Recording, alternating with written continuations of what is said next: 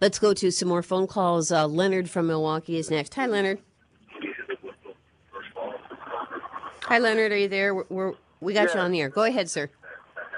Okay, well, I just wanted to say that me personally, I believe that it's like a conundrum of understanding here. I don't necessarily believe it's just about racism that keeps the so-called white male voters, as they would like to clump them together. I believe that's another political spin that has been started out there. I believe that... Whoa, wow. Can you turn down the radio, please, Leonard? Leonard? Are you there, Leonard? All right, did you get enough of that gentleman to know where he was going? I did. Yeah. All right, go ahead. Lowndes? Professor Voss, go ahead. There's been a lot of research on how race affects white voters. I've done, in fact, a fair bit of that. And there are little pointers we can get from that scientific research that'll help us figure out what's going to happen here. I alluded to some of the research earlier when I said that having a black candidate per se doesn't really make that much of a difference.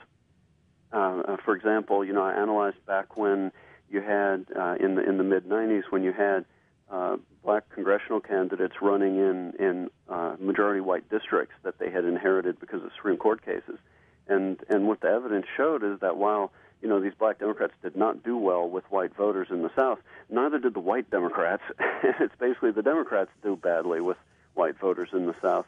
Having the additional fact of there being a black candidate really didn't make much difference to how voters behaved. Another thing we know is that when white voters see a black candidate, they bring some stereotypes forward.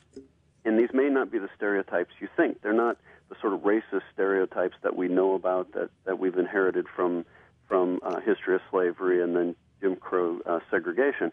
They're really more assumptions about black politicians are going to be very liberal, and they're going to tend to be interested in minority concerns rather than general concerns that everybody shares.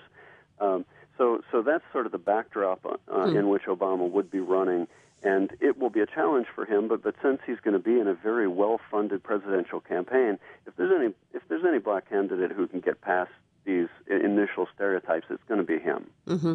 Professor Lowndes? Yeah, I think that's right. I mean, it's certainly the case. When Jesse Jackson ran in the '80s, I mean, he really spent a lot of time in Appalachia and other places and tried to make kind of economically populist appeals that were meant to transcend race, and it didn't really matter at all to white voters. But another thing I want to say about what the caller said, which I think was very interesting, and I think he's absolutely right, was that there's this clumping together of a group that we call white working class voters is itself a political strategy. It's not just an empirical fact. If you look back to the way this group was begun to be talked about, it's really in the Nixon campaign. Kevin Phillips starts sending these memos to Nixon in the '68 campaign saying, start talking about these people as the forgotten majority, as the forgotten Americans. And then, Nixon starts using the language of a silent majority and then a new majority. But really what he's attempting to do is signal that white Democratic voters should understand themselves in racial terms, not just in class terms. And that by understanding themselves in racial and not just class terms, you split their loyalties or potentially move them into a Republican camp. Mm-hmm. And so I think by the time you get to the '90s, people begin talking about this group as if it's a self-evident demographic, but really it really began, as the caller said, actually as a political strategy. And so it is important, I think, that he also says that we're careful about how we stereotype white workers as much as we stereotype black voters. Yeah. Well, he also has this slightly different narrative in that his mother and his grandparents were white working class people, right? He's black and he's white. Yes. Yeah, what he did in the now famous speech in Philadelphia after the Jeremiah Wright controversy broke was to kind of map his own genetic heritage onto the national body politic in a way. And it's interesting to see what he does there. And in his 2004 Democratic National Convention speech, he talks about how the New Deal and the FHA, how it helped his white grandparents in Kansas. Mm-hmm. But then what he does in this Philadelphia speech is to talk about the way that the New Deal and the FHA in particular excluded black potential home buyers and for loans and that kind of thing. So I think he's trying to keep those things together in kind of an interesting way. But I think he's able to do so in part by telling a story about himself. It's about his own story, but it's also about the way he tells the story, which he wants to embrace both sides of that, I think. Yeah. That's right. And heavens knows he knows how to tell a story. That's for sure. That's for sure. We tend to treat voters as dumber than they really are.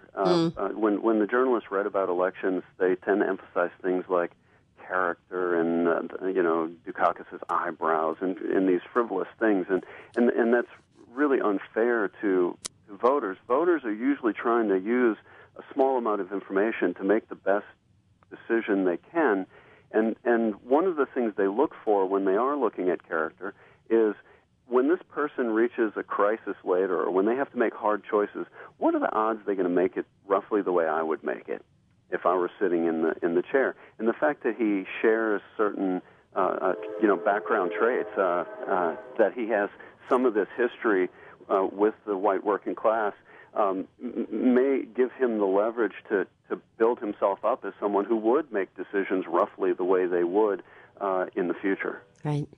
Who's got the train in the background? That's me, sorry. Oh, no, it's fine. It was kind of a nice sound.